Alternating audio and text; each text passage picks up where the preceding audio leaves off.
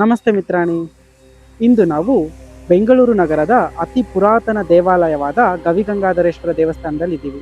ಈ ವಿಡಿಯೋದಲ್ಲಿ ಈ ದೇವಸ್ಥಾನದ ವಿಶೇಷತೆ ಬಗ್ಗೆ ತಿಳ್ಕೊಳ್ತಾ ಹೋಗೋಣ. ಈ ಗುಹಾ ದೇವಾಲಯವು ಶಿವದೇವರಿಗೆ ಸಮರ್ಪಿತವಾಗಿದ್ದು, ಇದನ್ನು ವೈದಿಕ ಕಾಲದಲ್ಲಿ ಗೌತಮ ಮಹರ್ಷಿ ಹಾಗೂ ಭರದ್ವಾಜ ಮುನಿಗಳು ನಿರ್ಮಿಸಿದರು ಎಂದು ನಂಬಲಾಗಿದೆ. ಸುಮಾರು 16ನೇ ಶತಮಾನದಲ್ಲಿ ಬೆಂಗಳೂರಿನ ಸ್ಥಾಪಕರಾದ ಕೆಂಪೇಗೌಡರು ಈ ದೇವಾಲಯವನ್ನು ನವೀಕರಿಸಿದರು.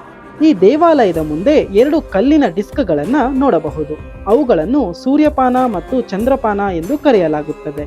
ಇವು ವರ್ಷದ ಕೆಲವು ನಿರ್ದಿಷ್ಟ ಸಮಯಗಳಲ್ಲಿ ದೇವಾಲಯದ ಮೇಲೆ ಸೂರ್ಯ ಕಿರಣಗಳು ನಿಖರವಾಗಿ ಬೀಳುವಂತೆ ಮಾಡಿರುವ ವೈಜ್ಞಾನಿಕ ಯೋಜನೆಯ ಭಾಗವಾಗಿದೆ.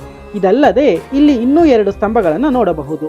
ಅವುಗಳಲ್ಲಿ ಒಂದು ಡಮರು ಹಾಗೂ ಮತ್ತೊಂದು ತ್ರಿಶೂಲ ರೂಪದಲ್ಲಿವೆ. ಈ ದೇವಾಲಯದ ಅತ್ಯಂತ ಅದ್ಭುತದ ಸಂಗತಿ ಎಂದರೆ ಮಕರ ಸಂಕ್ರಾಂತಿಯ ಸಂದರ್ಭದಲ್ಲಿ ಸಂಭವಿಸುವ ವಿಶಿಷ್ಟ ದೃಶ್ಯ.